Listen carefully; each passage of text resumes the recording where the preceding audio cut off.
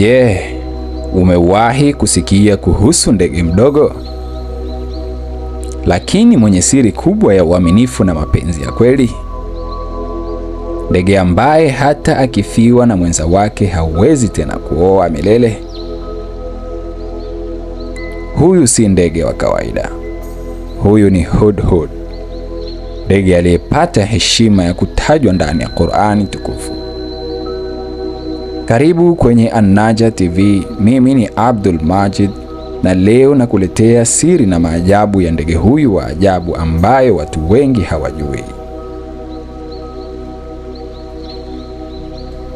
Kwa nini Hudhud ni miongoni mwa ndege waliotajwa katika Qur'ani tukufu? Miongoni mwa maajabu na sifa za Hudhud ni ndege ambaye huwa hatoi ndoa, kuoa au kuolewa tena baada ya kufiwa na mwenza wake. Na wakati wa kutaka kuoana humletea jike zawadi kama mdudu au punje ndogo kama mahari, na humvutia jike kwa sauti yake nzuri.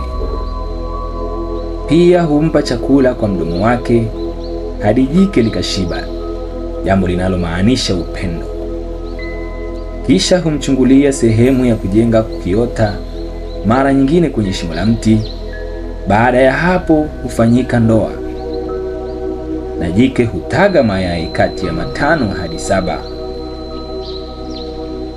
Baada ya kuanguliwa, dume na jike hushirikiana kuwalisha vifaranga, na inapobidi dume hutafuta chakula au maji kwa ajili ya familia yake, na huwaacha vifaranga chini ya uangalizi wa jike hadi warudi, na hapo ndipo huonekana kama kiongozi mlezi mzuri. Na kama jike likibaki peke yake, basi dume halisahau jukumu lake, kuendelea kulinda na kutunza familia yake. Na inasemekana kwamba Hudhud ana uwezo wa kugundua maji chini ya ardhi kwa umbali fulani, jambo linalomfanya awe na sifa ya kipekee miongoni mwa ndege. Pia hutumika kama mlinzi au mpelelezi, kwani ana macho makali na huweza kuona vitu vilivyoko mbali.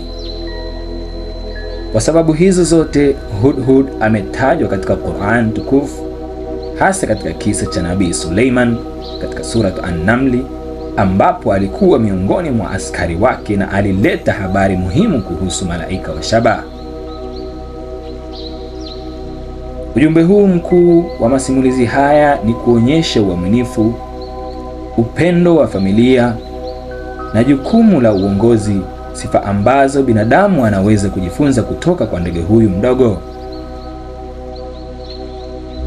Ndege Hudhud katika lugha ya Kiarabu, Al-Hudhud, anayejulikana kisayansi kama Hupap epops, ana nafasi ya kipekee sana katika Uislamu, na pia anachunguzwa sana na wanasayansi kwa tabia zake za ajabu.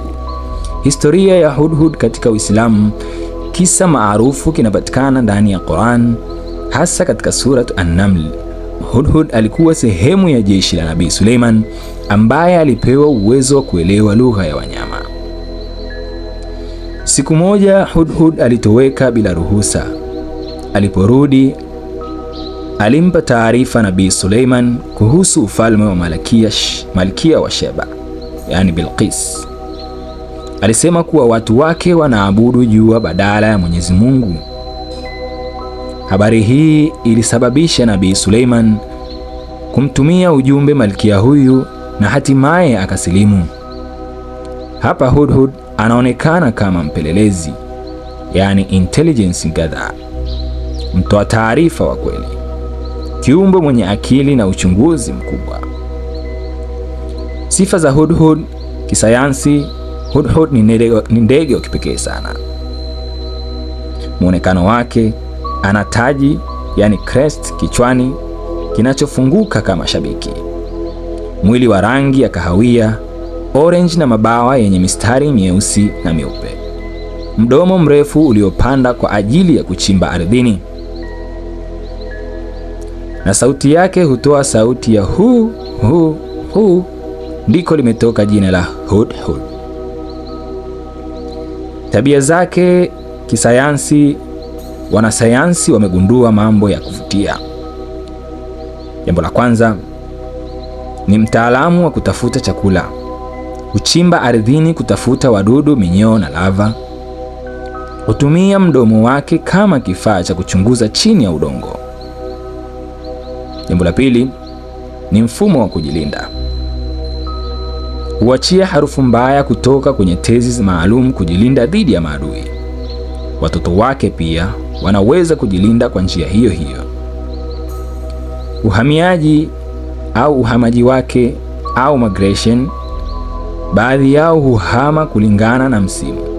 Wengine hubaki maeneo yenye hali ya hewa ya joto mwaka mzima. Ndege hawa wanapatikana wapi? Hudhud wanapatikana maeneo mengi duniani. Wanapatikana Afrika ikiwemo Tanzania, Ulaya na Asia. Wanapenda zaidi maeneo ya wazi, savana na mashamba, sehemu zenye miti michache karibu na makazi ya binadamu. Kwa muunganiko wa dini na sayansi, kitu cha kuvutia ni kwamba katika Uislamu, Hudhud anaonekana mwerevu, mtafiti na mtoa habari sahihi. Katika sayansi, ana tabia ya kuchunguza, kutafuta chakula kwa ustadi na uwezo wa kuishi mazingira mbalimbali. Hii inaonyesha jinsi simulizi ya Qur'an inavyolingana na namna fulani na tabia halisi ya ndege huyu. Hudhud si ndege wa kawaida tu. Katika Uislamu ni ishara ya akili, uaminifu na upelelezi. Katika sayansi ni ndege mwenye mbinu za kipekee za kuishi.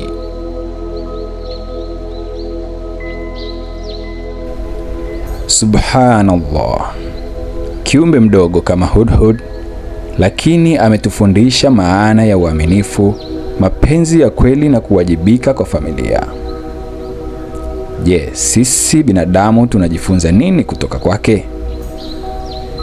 Kama umejifunza kitu kipya leo, usisahau kubonyeza like, share kwa wengine na wao wanufaike, na subscribe ili usikose maudhui mazuri kama haya.